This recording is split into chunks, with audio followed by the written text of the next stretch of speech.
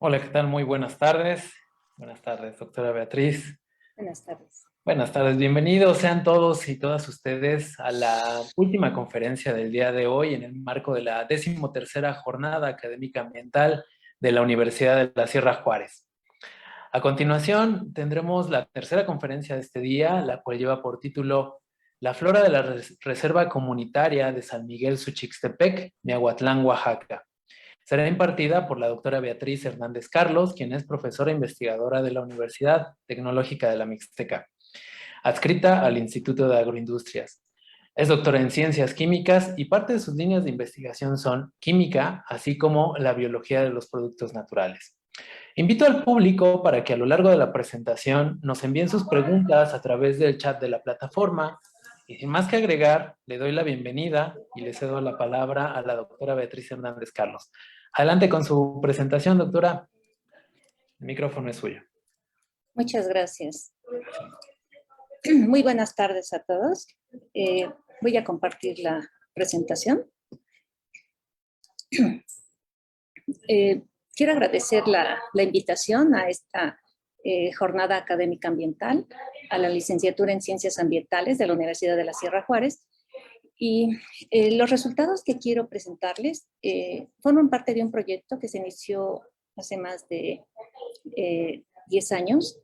Ha sido un poco lento porque incluye desde estudios florísticos hechos por especialistas en el área de taxonomía, biólogos, hay involucrada personal que hace trabajo químico, que hace evaluaciones biológicas, y también tenemos apoyo, o hemos tenido el apoyo de la comunidad de San Miguel de Suchixtepec.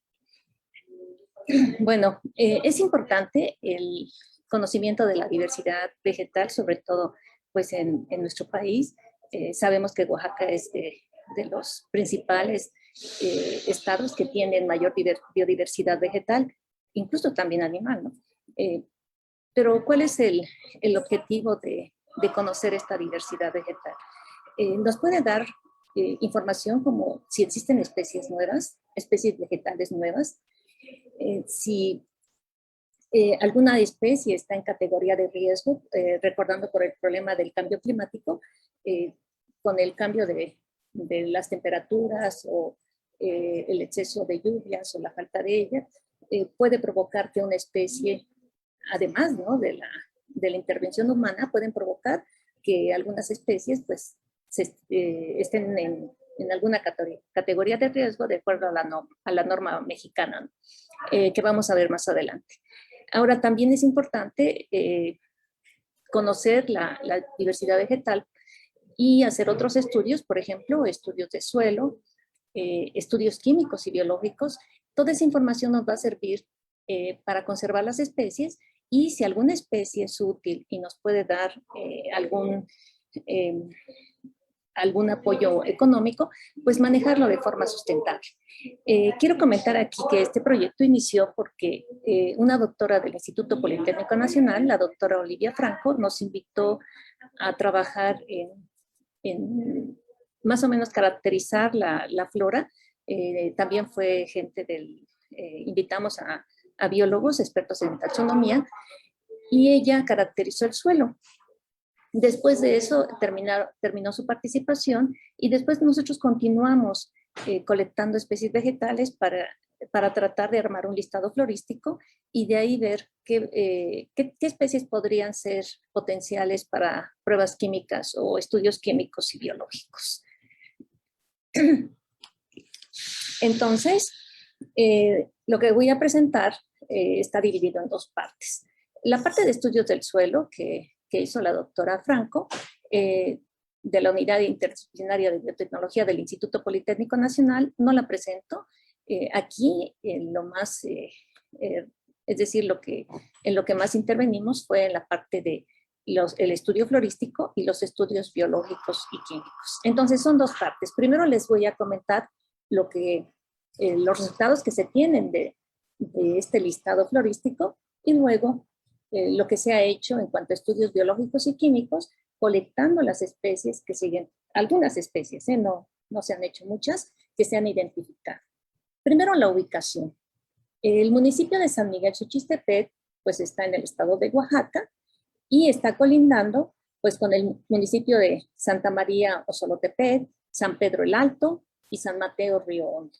Y fíjense ustedes que hay estudios florísticos incluso en San Pedro el Alto o San Mateo Río Hondo. Sin embargo, conforme pasa el tiempo, por ejemplo, en San Pedro el Alto, ya hay una deforestación grande y obviamente eso ha cambiado pues algo de la vegetación, es decir, están abundando otras especies y otras están disminuyendo o tal vez a lo mejor ya ni se encuentran en la zona. Por eso son importantes estos estudios. No importa que ya existan, por ejemplo, listados florísticos en el estado de Oaxaca, pero por algunas regiones no tienen listados florísticos, específicamente, pues San Miguel Suchistepet no tiene ningún antecedente. ¿Dónde se encuentra la reserva? La reserva comunitaria. Bueno, en el municipio de San Miguel Suchistepet está a 1.5 kilómetros del pueblo en el sureste y comprende 153 hectáreas. Las altitudes que se tienen ahí van desde los 2.300 hasta los 3.000 metros sobre el nivel del mar. Esto es importante porque es lo que también caracteriza el tipo de flora que se va a encontrar. De hecho, es un bosque de pino encino, ¿no? Les comentaba, los estudios florísticos que hay en la región y en Oaxaca, pues abarcan los más cercanos de algunos de ellos, serían en el distrito de Miahuatlán. Por ejemplo, está el primero de Campos Villanueva, hay otro que también comprendería parte de Miahuatlán, que es la Sierra Sur de Oaxaca, y uno que es mucho más extenso, que es del Cerro de Quetzobra. Entonces, el resto, pues sí es de Oaxaca, pero son regiones más alejadas de Miahuatlán, que es el distrito en donde se encuentra San Miguel Suchistepet. Hay un libro que también resume la biodiversidad de Oaxaca. Este fue publicado por la Universidad Nacional Autónoma de México y el Fondo Oaxaqueño para la Conservación de la Naturaleza. También está a la venta, es una compilación. Sin embargo, la lista del listado florístico que nosotros hemos obtenido, pues no está incluido aquí porque el libro primero salió. Se publicó primero el libro. El artículo sobre este listado, pues la maestra Ernestina Cedillo, quien es la persona que encabezó y prácticamente hizo la identificación botánica de todas las especies, con ayuda de algunos de sus colegas, publicó esto, pero mucho tiempo después de que salió el libro. Bueno, les comento, se hicieron 17 salidas, se consideraron las 4 estaciones del año y les decía que pues ya tiene mucho tiempo el trabajo, empezó en el 2006 hasta el 2016. Formalmente empezamos a ir un poco antes, pero es cuando empezábamos a organizarnos para poder hacer las colectas y ver la estrategia para que las plantas, los ejemplares que se colectaban, tuvieran el tratamiento adecuado para que pudieran llegar a la Universidad de Chapingo, donde se iban a secar y después arreglar los ejemplares para hacer su posterior identificación taxonómica. Es todo un proceso. Las plantas se tienen que cuidar mucho porque generalmente se llenan con hongos y se echan a perder los ejemplares. Entonces, formalmente ya haciendo bien el trabajo fue de 2006 al 2016. Se colectaron 473 especies. No son especies diferentes, porque a veces colectábamos la misma especie, pero en diferentes épocas del año. De aquí van a ver ustedes que se redujo, pero sí tenemos una lista de más de 250 especies. Claro que también se trabajó con el apoyo y obviamente con el permiso del municipio. Y fíjense que hemos conocido a varios presidentes municipales. Empezamos a trabajar con el señor Porfirio Hernández y lo último, el último presidente municipal con el que tuvimos contacto fue con el señor Rosario López Pacheco. Ellos nos daban las facilidades y quienes nos acompañaban ya y nos apoyaban con el transporte, incluso con ayudantes, eran los regidores de ecología. Prácticamente en todas las colectas nos acompañaba el regidor de ecología o el suplente del regidor, pero siempre estuvimos muy bien atendidos, apoyados con, por el municipio. Bueno, ahora voy a presentarles en resumen lo que se encontró. El detalle de estos resultados, pues los publicó la maestra Ernestina. Entonces, en las colectas, les decía, lo importante era tomar los ejemplares, claro que también se tomaron fotos, se tomaban los ejemplares, se acomodaban en prensas, creo que esto lo saben muy bien los estudiantes de la Universidad de la Sierra Juárez, que los ejemplares para identificación botánica pues se tienen que prensar, después se les tiene que cambiar el periódico, mantenerlos secos hasta que se puedan meter a una secadora, ¿no? En Chapingo tienen secadora con focos, de los focos incandescentes, o también se pueden poner al sol, pero todos los días se tiene que cambiar el periódico para que la planta no se honguee.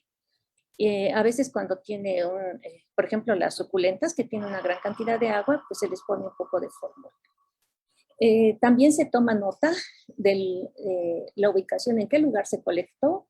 Se les pregunta, como siempre íbamos acompañadas por personal del municipio, se les pregunta si conocen el uso de esa planta o si tiene alguna utilidad, ¿no? Como alimento o medicinal. Ya una vez que llegan las plantas a Chapingo, en el herbario, pues se secan y después viene la identificación. Por ejemplo, aquí son unas fotos del herbario de la preparatoria agrícola de Chapingo y está la responsable de la identificación botánica de todas las especies, que es la maestra Ernestina Cedillo Portugal, y su colega, el maestro Antonio Cortés. Bueno, ¿qué es lo que se encuentra?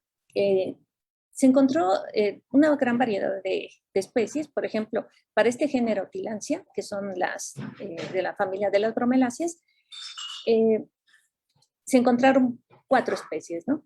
Entonces, si ven ustedes, por ejemplo, tomar las especies, prensarlas, pues está un poco difícil, ¿no? Afortunadamente, pues siempre nos acompañaron biólogos en el área de taxonomía. Se determinaron, es decir, en total, de todas esas colectas que se hicieron, se determinaron 279 especies. La gran mayoría pertenecen a la familia Asteraceae. También hay de Solanaceae, Fabaceae, Orchidaceae, etc. Pero aquí lo importante es que la gran mayoría de las especies pues pertenecen a la familia Asteraceae. Otra conclusión o conclusiones importantes o resultados importantes son sobre las especies endémicas de México y del estado. Se encontraron 40 especies que son endémicas del país y 13 especies que lo son en Oaxaca.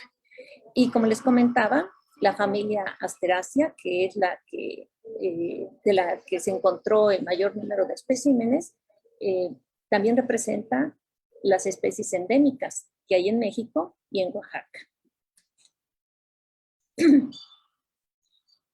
Otra contribución es sobre la distribución de la flora. Por ejemplo, los antecedentes que les mostré de los trabajos hablan de listados en determinadas regiones de Oaxaca y, por ejemplo, Physalis hintoni y Physalis angustifisa no estaban descritas en el estado. Es decir, sí están descritas en México, pero la distribución no estaba reportada para Oaxaca. Y bueno, la otra especie que también fue contribución sobre su distribución es esta cucurbitácea, que es Sisius bulbosus, que no estaba descrita en la Sierra Sur del estado, sino en la Sierra Norte. No se había, es decir, nadie había descrito que existía pues en la Sierra Sur, ¿no? En Miahuatlán, sino en la Sierra Norte del estado. De hecho, en la Sierra Norte se encontró y se describió como fue nueva especie. Cuando lo describieron, ¿no? Rodríguez Arévalo. Y vean ustedes que también se encontraron, de acuerdo a la norma, también se encontraron especies amenazadas. Esta es la norma, la 059 de la Semarnat, que son aquellas especies que se pueden encontrar en peligro de desaparecer a corto o mediano plazo. Entonces, encontramos esta que le llaman cola de pescado. Esta se encuentra en donde hay bastante humedad, es decir, en la orilla de los arroyos. También hay otras. Esta que es la manita de chango, no sé si alguno de ustedes la identifica, es un árbol y se utiliza en la medicina tradicional mexicana para problemas del corazón. Yo tiene mucho tiempo que yo no la he visto, por ejemplo, en los mercados donde venden plantas medicinales, probablemente sí se consiga, sin embargo, ya está catalogada como especie amenazada. Otra es, también este es un árbol, el Cardinus caroliniana, y fíjense que también está esta orquídea, que también está como especie amenazada. También, bueno, no solo especies amenazadas, sino también aquellas, se encontraron especies que están sujetas a protección especial. Aquí está la definición que da la Semarnat, son aquellas especies que podrían llegar a encontrarse amenazadas por factores que inciden negativamente en su viabilidad. Por lo que es importante, bueno, es importante que se recuperen y que se conserven, ¿no? Está esta de la familia Ericaceae y también esta de Betulaceae. Y fíjense que se encontró, incluso esto antes de que se hiciera el reporte, los biólogos que saben de taxonomía identificaron en la salida de campo este tipo de pino, el Abies guatemalensis, que está en peligro de extinción. De hecho, hay una zona, no en la reserva, sino en otro terreno del mismo municipio, en donde todavía hay un poco, una población que se alcanza a ver desde lejos, ¿no? Pero sí, este dato pues es muy importante.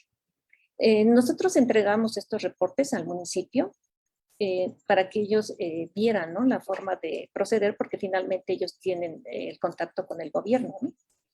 Bueno, ahora, de estas especies vegetales, nosotros seleccionamos especies para hacer estudios biológicos y químicos. Y en el caso de estudios biológicos, pues quisiera comentar aquí que, como se dijo al inicio, pues se armó un equipo muy grande de trabajo. En la UMAR, la Universidad del Mar y en la Universidad Tecnológica de la Mixteca, se montaron modelos biológicos para encontrar potencial plaguicida de estas especies vegetales o potencial anticancerígeno y antimicrobiano. Aquí, pues, la participación importante, pues, del doctor Ramírez, la doctora Herrera, la doctora Carla, maestro en ciencias Raúl Velasco, que próximamente ya va a ser doctor, y de la maestra en ciencias María del Rocío Gutiérrez. Y a la fecha, pues seguimos trabajando en colaboración, aunque ya algunos no están en la UMAR, como el doctor Ramírez y la doctora Carla, o el doctor Velasco, perdón, el maestro Velasco.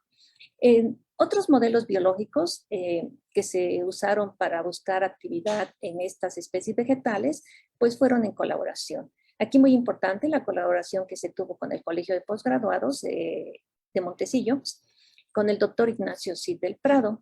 Él montó, junto con el maestro en ciencias Raúl Velasco, el modelo para buscar actividad nematicida. Y bueno, hace ya tiempo, tendrá en el 2008 una colaboración con la doctora Azucena González Coloma del Consejo Superior de Investigaciones Científicas en Madrid, España, pues se hizo la actividad antialimentaria, fitotóxica y nematicida. Estas actividades, fitotóxica y nematicida, pues ya la tenemos montada nosotros en la universidad. Entonces, y los estudios químicos, pues prácticamente somos los químicos aquí en la Universidad Tecnológica de la Mixteca con la doctora Norma Franceña, el doctor Raúl Salas y una servidora, quienes hacemos estos estudios químicos, obviamente con estudiantes, y tenemos colaboraciones externas que han sido muy, muy importantes. El doctor Eleuterio Burgueño, él está interesado en estudiar las especies vegetales en las cuales él espera obtener un tipo de compuestos. Por ejemplo, alcaloides pirrolínicos o sesquiterpenos, y se seleccionan las especies de acuerdo a antecedentes de otras especies que pertenezcan al mismo género o a la misma familia, y es lo que le llamamos que es un criterio quimiotaxonómico. Ese sería uno de los criterios. También otra colaboración es que hemos tenido es con el doctor Pedro Josep Nathan del Centro de Investigación y de Estudios Avanzados del Instituto Politécnico Nacional. Estas colaboraciones empezaron porque en el estado de Oaxaca, no sé si ustedes estén enterados, solo existen, todavía hace unos 6 años, solo existía un equipo de resonancia magnética nuclear, que es la técnica espectroscópica más poderosa para encontrar la estructura de los compuestos. Hace unos 5 o 6 años, yo creo que 6 años, entonces se pudo comprar este equipo en la UTN y hoy en día pues ya podemos trabajar con él. Pero sí, las colaboraciones, por ejemplo, con el CIMBESTAT, pues pueden seguir. Las que no han dejado y siguen vigentes, pues son las de la Escuela Nacional de Ciencias Biológicas con el doctor Eleuterio. Bien, entonces tenemos más de 200 especies vegetales identificadas en la reserva comunitaria. ¿Y de dónde partimos? Tenemos mucho de dónde escoger. Ya les comenté un criterio, el quimiotaxonómico, que por ejemplo el doctor del Politécnico, Eleuterio Burgueño, sigue. Él trabaja las especies en donde sabe que va a encontrar un tipo de compuestos, de acuerdo a los antecedentes que hay de especies del mismo género o de la misma familia que ya se han reportado. Es decir, ya se sabe que hay especies no precisamente colectadas en esta zona, contienen estos compuestos, no son las mismas especies, es decir, son de otra especie u otro género, pero pertenecen a la misma familia. Entonces, un criterio sería el quimiotaxonómico, otro sería el etnobotánico. Yo aquí, para recordar que pues existe el antecedente de la gente que sabe para qué sirven las plantas. Algunas pueden tener actividad medicinal, pueden ser utilizadas en la medicina tradicional. Por ejemplo, aquí tienen una foto de una especie vegetal que obviamente no está en la reserva, que en este caso es de la familia Convolvulaceae, que se utilizaba para problemas del estómago, ¿no? Para desparasitar. Por ejemplo, los tubérculos se molían, se consumían y le provocaba, era un laxante, ¿no? Que eliminaba parásitos, la hipomea purga, para purgar. Entonces, comentábamos, un criterio es el quimiotaxonómico, otro criterio es el de antecedentes etnobotánicos, del uso que hayan tenido esas especies, y otro más puede ser solo por simple observación. Fíjense que en esta foto, si ustedes ven, bastantes plantas pues están lastimadas, ¿no? Por ejemplo, este lecho se ve que pues no está muy bien, está todo amarillo, a lo mejor le falta luz, no sé. Y aquí hay unas plantas que están muy atacadas por herbívoros, pero hay una que sobresale, estas hojas bonitas que si ustedes conocen la hoja del chayote, pues se parecen, ¿no? A la hoja del chayote, incluso aquí está la flor. No es chayote, es de la misma familia de las cucurbitáceas, es esta, ¿sí? Entonces, por observación, podríamos inferir que esta planta tiene alguna sustancia que le llamamos metabolitos secundarios, que impiden que el herbívoro que atacó al vecino, a la vecina, que es otra planta, la ataque a ella. Si ven ustedes, entonces, por observación yo podría seleccionar esta planta para hacer estudios biológicos buscando actividad plaguicida, y obviamente tendría yo que hacer el estudio químico. Ahora, hablando de actividad plaguicida, todos sabemos que hay muchos problemas en cuanto a las plagas que atacan los cultivos. Por ejemplo, esta es la foto de un invernadero de tomate aquí en Huajuapan de León, y el responsable, la plaga responsable, son nemátodos, si ven acá. Entonces, ¿qué es lo que se puede hacer? Pues montar un modelo en donde probemos los extractos de las plantas para ver si pueden eliminar o inmovilizar o de alguna forma detener lo que están haciendo los nemátodos con el cultivo. No necesariamente es matarlos, puede ser solo controlarlos, ¿no? Si no queremos exterminar completamente, sino el control. Bueno, ¿qué es lo que hacemos? Ya que seleccionamos la especie vegetal que vamos a estudiar, pues regresamos a la reserva, colectamos la planta, colectamos un costal de planta fresca, después la secamos y la despedazamos. A veces se reduce más el tamaño de partícula para favorecer la extracción de las sustancias o metabolitos secundarios que están en ella. Hacemos los extractos, es decir, maceramos, lo metemos en un frasco, lo protegemos de la luz. Tenemos aquí los fragmentos de planta ya seca con un disolvente. No utilizamos agua porque también es difícil trabajar con extractos acuosos, hay que eliminarlos y eliminar el agua pues es mucho más difícil que eliminar, por ejemplo, un disolvente que tiene un punto de ebullición más bajo. Pensemos en metanol, tiene un punto de ebullición pues allá abajo de los 100 grados, 70, ¿no? Es más fácil eliminar. Entonces, vamos a macerar esto, se puede macerar por una semana y después retiramos el metanol o el disolvente y lo eliminamos. Utilizamos estos equipos que son rotavapores, en donde está aquí el matraz. En el matraz tiene, aquí ya terminó de sacar el disolvente, ¿sí ven? Y lo que queda un residuo que le llamamos extracto. Obtenemos extractos, por ejemplo, este es de una especie vegetal y este es de otra, si ven es completamente rojo, muy diferente, ¿no? Porque tiene diferentes metabolitos secundarios. Perdón. Ya que tenemos el extracto, lo que hacemos es separar los compuestos, es decir, los metabolitos secundarios los necesitamos obtener en su forma pura. Hacemos columnas, es en tubo de vidrio, lo rellenamos con un soporte que puede ser de estos tipos. Tenemos sílica, es polar, Cefadet separa por tamaño, C18 separa también, es para compuestos que no son, es decir, compuestos que reaccionen con el soporte de sílica, y también podemos tener otro que estamos usando que es amberlita. Para hacer precisamente extractos acuosos y con la merlita retenemos la parte orgánica. Es decir, los compuestos que sean, son solubles en agua, pero se retienen con la merlita. Es decir, son compuestos orgánicos. Entonces, les decía, tenemos la columna, la rellenamos con un soporte y ponemos el extracto aquí, lo solubilizamos, ¿no? Y empieza a separar. Obtenemos diversas fracciones, si tenemos suerte, aquí habrá un compuesto solo, generalmente no tenemos tanta suerte, pero tenemos fracciones que ya tienen 2, 3 o 4 componentes.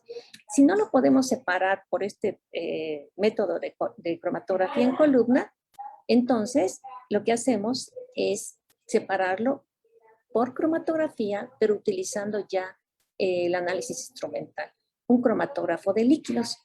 En esta fotografía, ustedes van a ver la columna, es esta de acero inoxidable, y dentro tiene el soporte. La muestra se inyecta aquí, si ustedes alcanzan a ver, permítanme, déjenme poner un apuntador. Esta, ¿sí? Aquí es donde se inyecta la muestra, y la muestra va a viajar hasta la columna. Aquí ocurre el proceso de separación, y esto entra a lo que sería el detector. Ahora, el disolvente, obviamente el disolvente va a estar en este frasco y obviamente es bombeado por una bomba. Este módulo es lo que es la bomba. Entonces, por eso está conectada, bueno, o está aquí cerca el inyector. Entonces, la muestra entra, viaja a través de la columna, ahí se separan los diversos componentes y llega a lo que es el detector. Ahora, ¿cómo veo qué es lo que está saliendo? Pues necesito tener este detector conectado con una computadora donde hay un software en donde puedo ver lo que le llamamos los cromatogramas, en donde estoy viendo para cada pico es un compuesto. Si ven ustedes, cada pico es un compuesto. Bueno, aquí hay dos que no numeré. Y esto que está aquí arriba, pues es una interfase, que es lo que va a conectar el detector con la computadora. Y aquí represento cómo se separaron extractos de 3 especies de cucurbitáceas. Por ejemplo, esta sequía mexicana es una del estado de Puebla, pero las que son de San Miguel Suchitepec es Microsequium geleri y Cicios bulbosos. Claro que previamente tuve que tratar el extracto por cromatografía en columna abierta y después se metieron a cromatografía de líquidos para ya tener compuestos casi puros. Por ejemplo, esta de Cicios bulbosos, después de esto, se tuvieron que volver a reinyectar para que 15, 16, 17, 18 y 19 quedaran completamente puros. Cuando ya tenemos compuestos completamente puros, entonces procedemos a la identificación de la estructura. ¿Cómo se hace eso? Utilizamos las diferentes técnicas para la elucidación, que es la espectroscopía infrarroja. Aquí, por ejemplo, este es un equipo de infrarrojo que aquí en esta platinita se pone la muestra y después en la parte inferior, por dentro, claro está, es donde ocurre la incidencia de la radiación infrarroja sobre la muestra y lo que vamos a observar es el espectro de infrarrojo que tiene una apariencia como la que muestro en esta parte.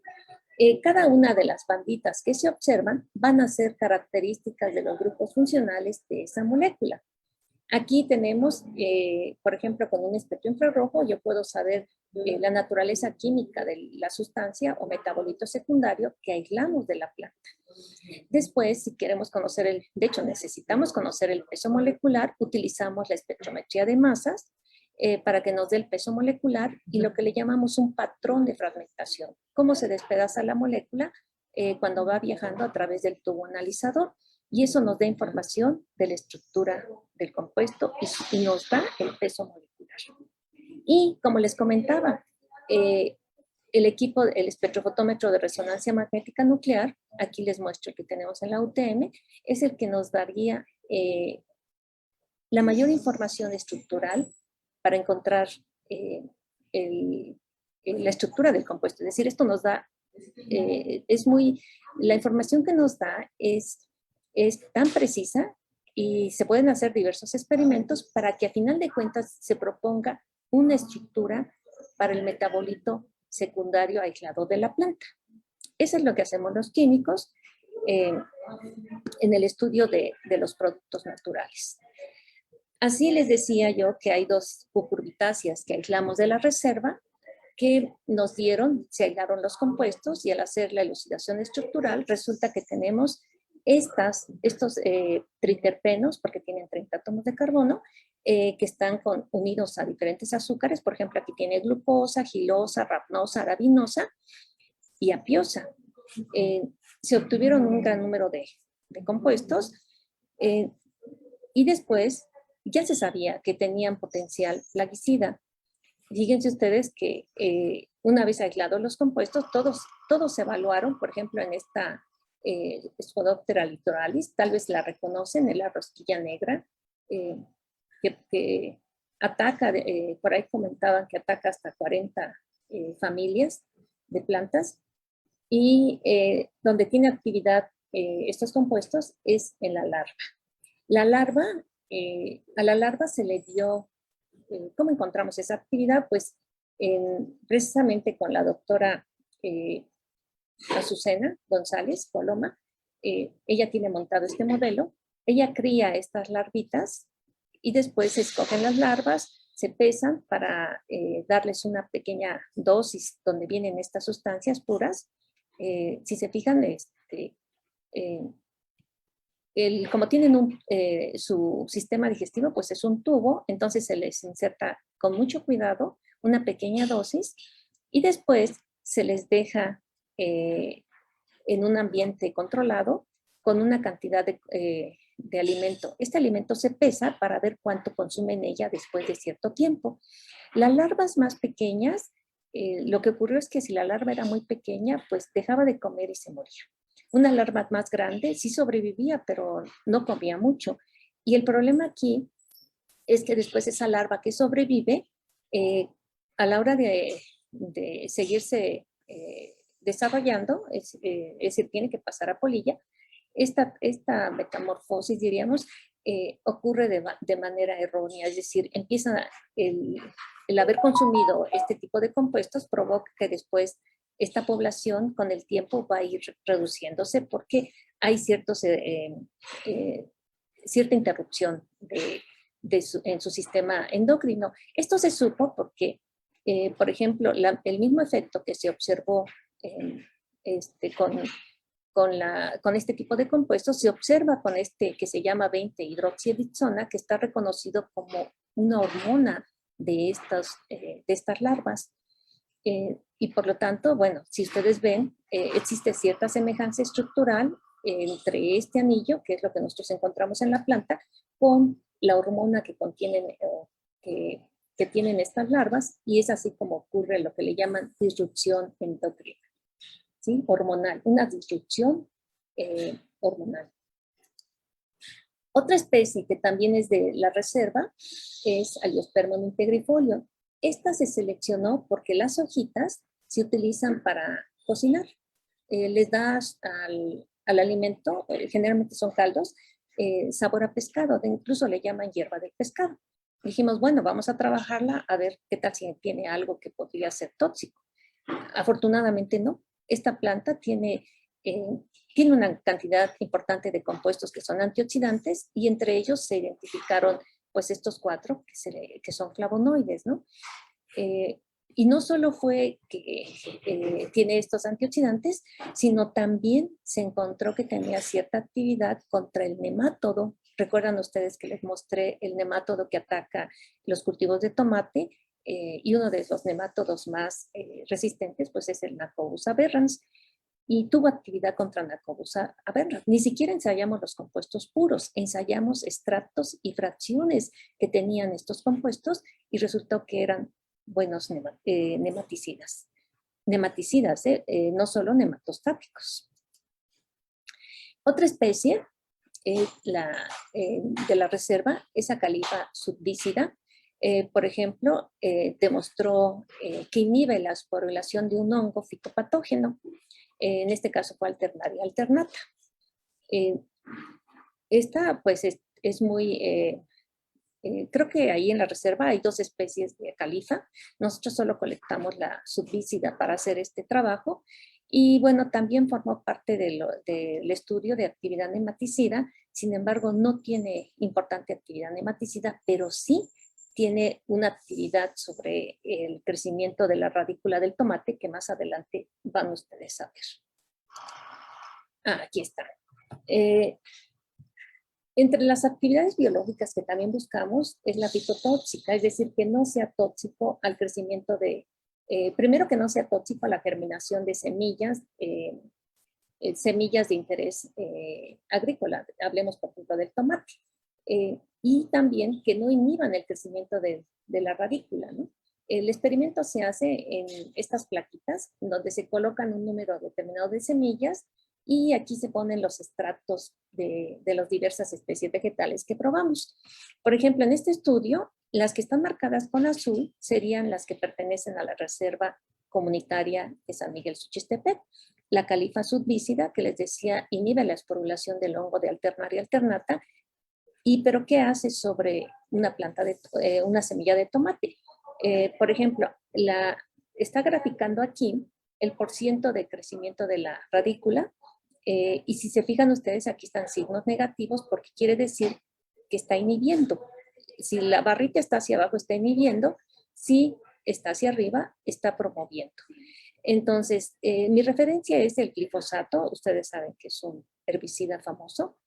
Entonces, a diferentes dosis, aquí está, a 20 partes por millón, a 2, 0.2, 0.02 y 0.002, corresponderían cada una de estas barras para cada sustancia ensayada o extracto.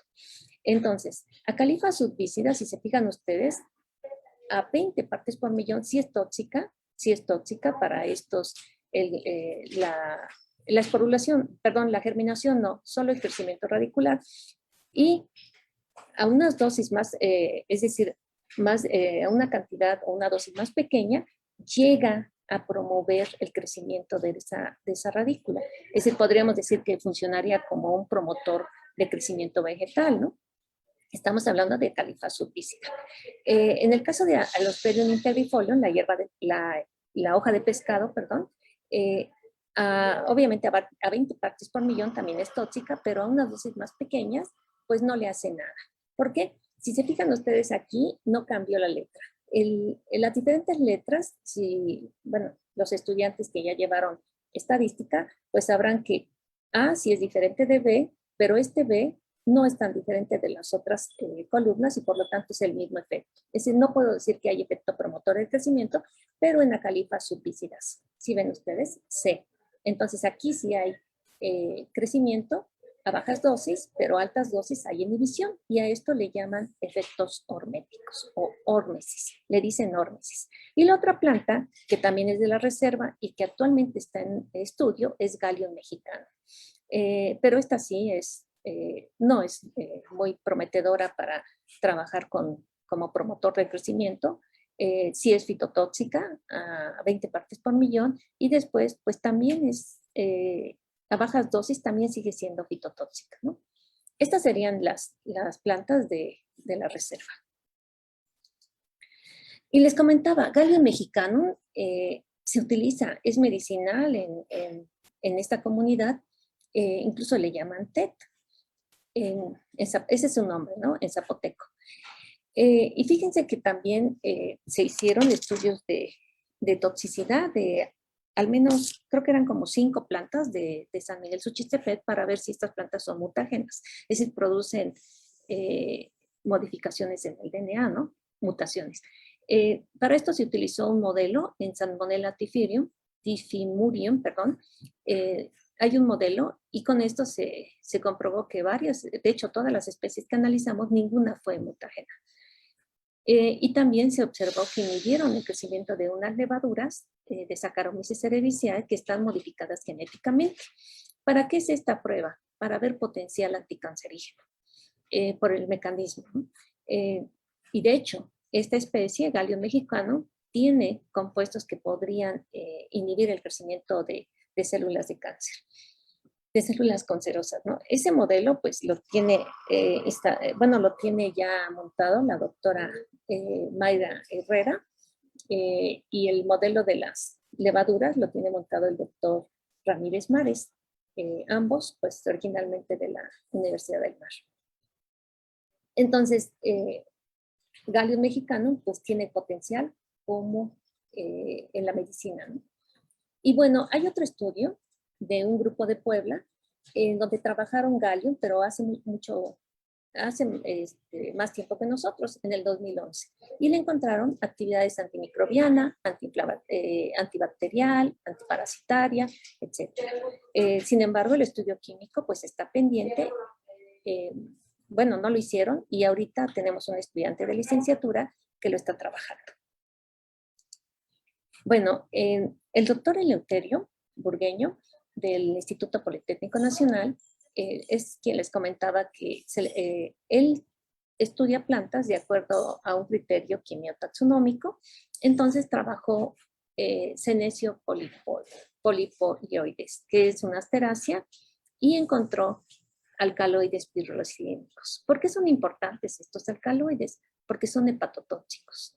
Aquí es muy importante el estudio químico de las especies vegetales, sobre todo las que se utilizan en la medicina tradicional y no tienen estudios químicos. Por ejemplo, por ahí hay reportes de que ya ven ustedes que para la tos se utiliza el gordolobo.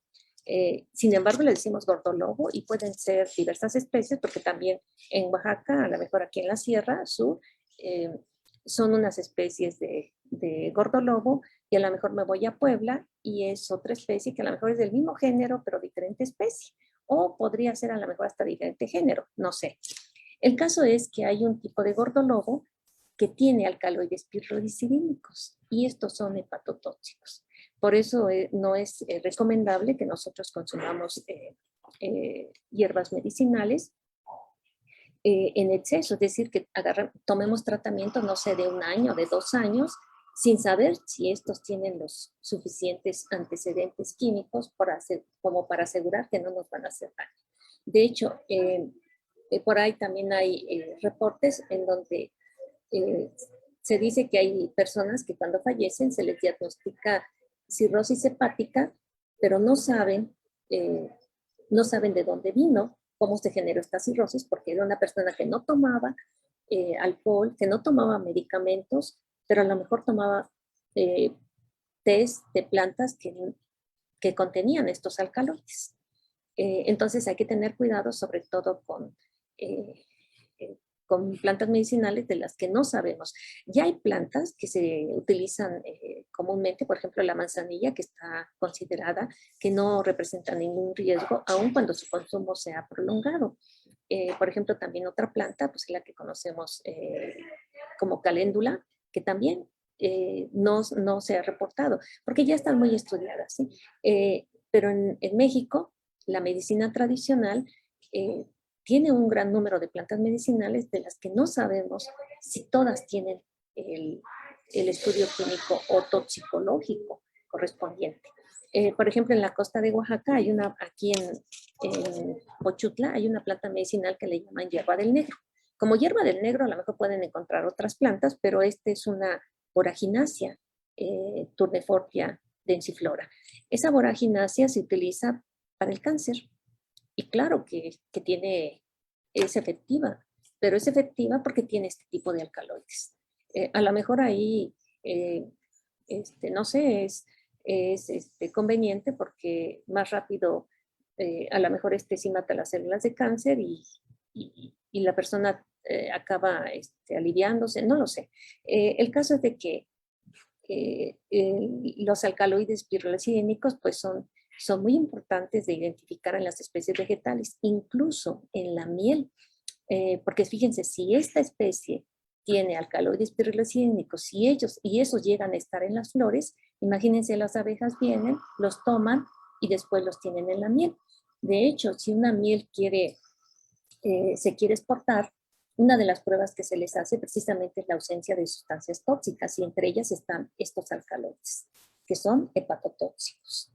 Este estudio pues lo hicieron en el Instituto Politécnico Nacional, en la Escuela Nacional de Ciencias Biológicas, con un estudiante de doctorado. También el mismo doctor Burgueño selecciona, por ejemplo, ahorita está muy interesado en las agaratinas, porque son de la familia Asteraceae también, porque son ricas en compuestos que le llamamos terpenos. Por ejemplo, aquí están sesquiterpenos, tienen 15 átomos de carbono, porque este tipo de compuestos representan un reto estructural significativo al tener centros quirales, y pues el doctor Eleuterio está especializado pues al estudio más a detalle, a un estudio muy detallado, ¿no?, de la estructura química, analizando la estereoquímica de estos tipos de compuestos, porque son los que los terpenos representan la mayor diversidad de productos naturales que existen en el reino vegetal. O pueden ocurrir muchas transposiciones, entonces, es decir, que cambie, incluso cuando uno los extrae, la estructura puede cambiar. Entonces, también así, al ser de los compuestos más interesantes para un análisis estructural a detalle, también presentan actividad biológica significativa. Por ahí, en años anteriores, de otra especie, se aislaron unos sesquiterpenos semejantes, no son iguales, que tuvieron actividad en líneas celulares de cáncer, ¿no? Bueno, entonces, estos son los estudios químicos que se han hecho en especies de esta reserva. Imagínense cuánto tiempo necesitamos para terminar o al menos llegar a la mitad de las especies vegetales. Aunque algunas ya tienen estudios porque estas mismas especies, algunas de estas se encuentran en otras zonas de México, por ejemplo en el Cerro del Teposteco, algunas de ellas están también allá, y fíjense que como Tepoztlán está muy cerca del Distrito Federal o está de donde están las universidades, pues, o los grupos, más bien los grupos de productos naturales más grandes en México, pues déjenme decirle que ya al menos el 80% de esa flora, pues ya tiene estudios químicos, ¿sí? En cambio aquí, prácticamente hay el 0.1%, ¿no?, de estudios químicos para la flora que tenemos en Oaxaca. Entonces, ¿cuáles son las perspectivas de este trabajo? Nosotros continuamos con los estudios químicos y biológicos de otras especies. Les comentaba, ahorita estamos estudiando Galion y pues planeamos también estudiar la acalifa, ¿no?, que tuvo potencial plaguicida. Y la otra expectativa, que esperemos que sea a corto plazo, es terminar ya el libro donde está la descripción y todos los estudios de las especies que que encontramos, ¿no? Sobre todo lo que lideró la maestra en ciencias, Ernestina Cedillo. Bueno, entonces en las colectas, pues duraron más de 10 años. Participaron la maestra en ciencias, María del Rocío Gutiérrez, el doctor Marco Vinicio Ramírez, el ingeniero Silvestre Benigno López, también un licenciado, Luis Hernández Ortiz. Él empezó para tomar la fotografía de para tomar fotos, ¿no?, de estas especies vegetales, porque ya se estaba planeando lo del libro. Claro que la mayoría de las fotos pues son de mi autoría, y tuvimos en un año pues el apoyo del licenciado Hernández. En las colectas, obviamente, yo pongo o yo anoto aquí los que estuvieron durante más tiempo. Claro que también trabajaron muchos estudiantes y algunos otros colegas de la Universidad del Mar que eventualmente nos apoyaban. En la Universidad Autónoma de Chapingo, o de esta universidad, pues la maestra Ernestina, quien identificó junto con el maestro Antonio Cortés, pues todas las especies. Y también por eso el tiempo en tener los resultados. De cada especie se siguen claves taxonómicas, y después se tiene que hacer comparación con ejemplares de herbarios que no necesariamente están aquí en Chapingo, sino pueden estar en la UNAM o puede estar en la UAM, etcétera. Entonces ella tenía que llevar esos ejemplares, dejarlos en cuarentena. Ya cuando demostraba que no tenía plaga, los podía ingresar al herbario donde iba a comparar sus muestras, y entonces ya asegurarse que sí tenía específicamente la especie que ella estaba proponiendo.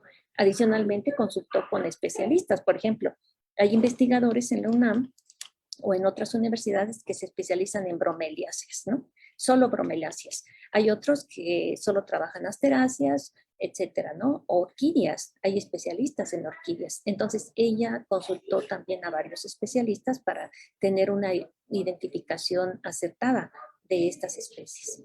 Y bueno, también se tuvo el apoyo del personal del herbario, porque cada especie colectada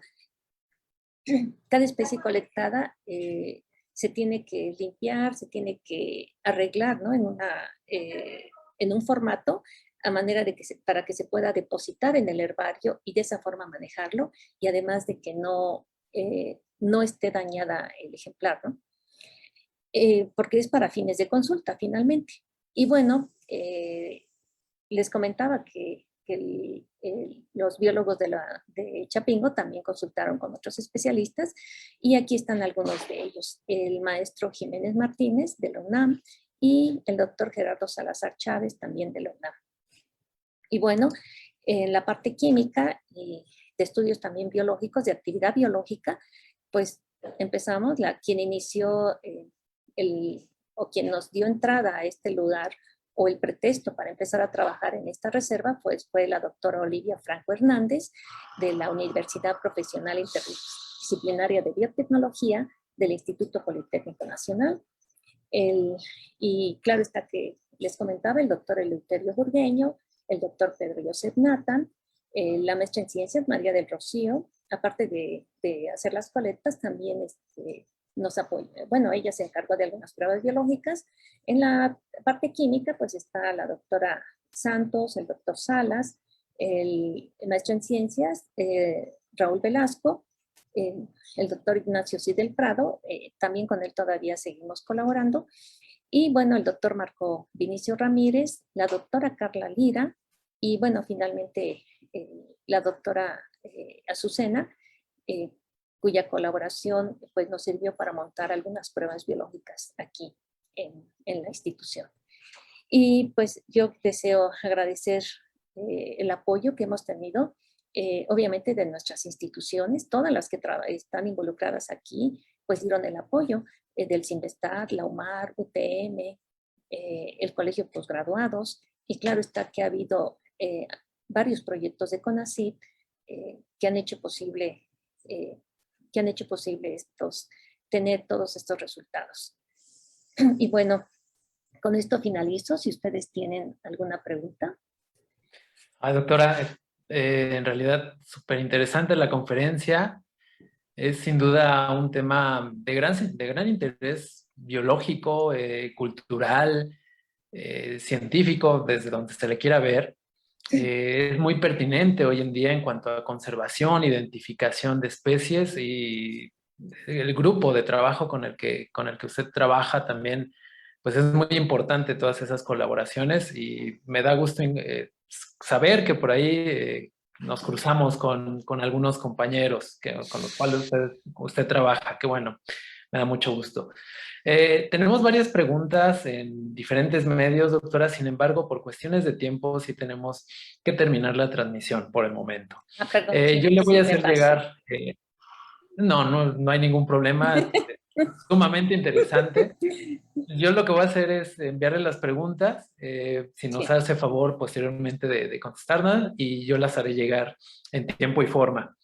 Doctora Beatriz, le agradezco sinceramente el tiempo que nos ha dedicado a esta presentación, por su participación y apoyo en esta 13ª Jornada Académica Ambiental, a nombre de la Licenciatura en Ciencias Ambientales y de la Universidad de la Sierra Juárez. Posteriormente le estaremos haciendo llegar su reconocimiento respectivo. Doctora, nuevamente muchísimas gracias por todo su apoyo. Muchas gracias a ustedes. Gracias. Bueno, hemos llegado al final de las conferencias del día de hoy, pero los invito a que mañana, a partir de las 9 de la mañana, se conecten nuevamente a través de esta plataforma de Facebook Live de la Universidad de Sierra Juárez y nos acompañen a lo largo del día para las conferencias que les tenemos preparadas. No me queda más que agradecer su asistencia y desearles que pasen también una excelente tarde. Muchas gracias. Hasta pronto.